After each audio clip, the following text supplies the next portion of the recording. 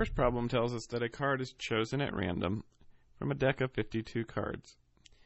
It is not replaced, and a second card is chosen.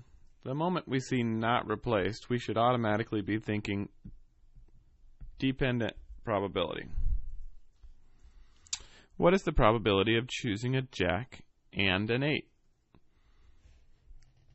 So we have two events, and our second event is going to be dependent upon the probability of the first event. So we want to first set up our fraction for the probability of choosing a jack. And there are 4 jacks in a deck of cards, and we started with 52 cards. And tells me that I will be multiplying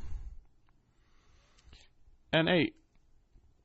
Well, before I even deal with the 8, I know that there are now 51 cards because I drew one card for my first event and never replaced it. So 52 minus 1 is 51. Now I look at my second event. How many 8s still remain in the deck? Well, our first event assumed that we drew a jack out of the deck. And so there are now 3 jacks remaining, but every other value in the deck of cards still has 4. So there are 4 8s. And so now we will multiply. 4 times 4 is 16.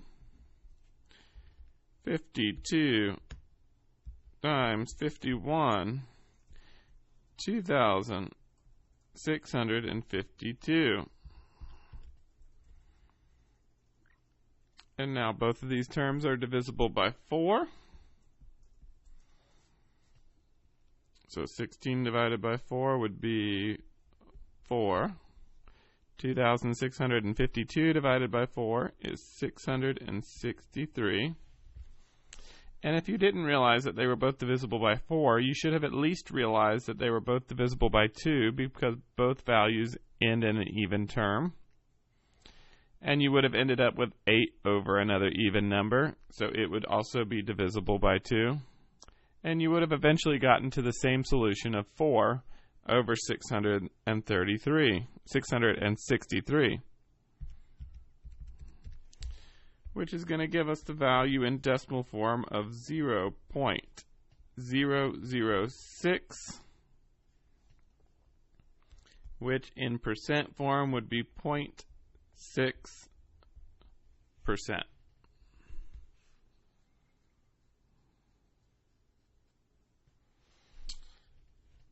Let's do one more.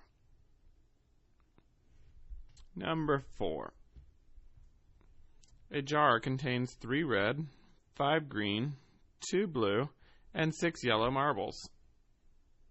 So that's 16 total marbles.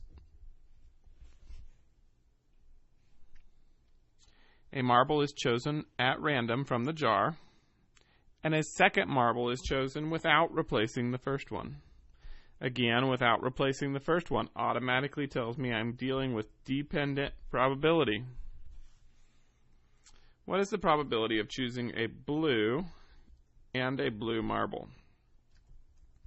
Well, on my first event, I have 2 blue marbles in the jar. 2 is my expected outcome, 16 is my total possible outcomes.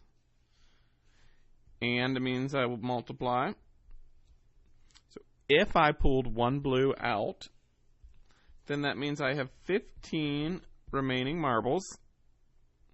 And since the first one I pulled out was blue, I only have 1 blue remaining. So 2 times 1 is 2. 16 times 15 is 240.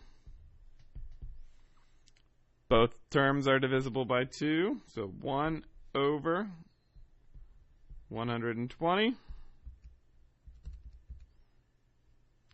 1 divided by 120 is equal to 0.0083 repeating, which would be the same thing as 0.83 repeating percent. Hopefully you should have been able to conclude the rest of these problems, and we will go over them tomorrow in class.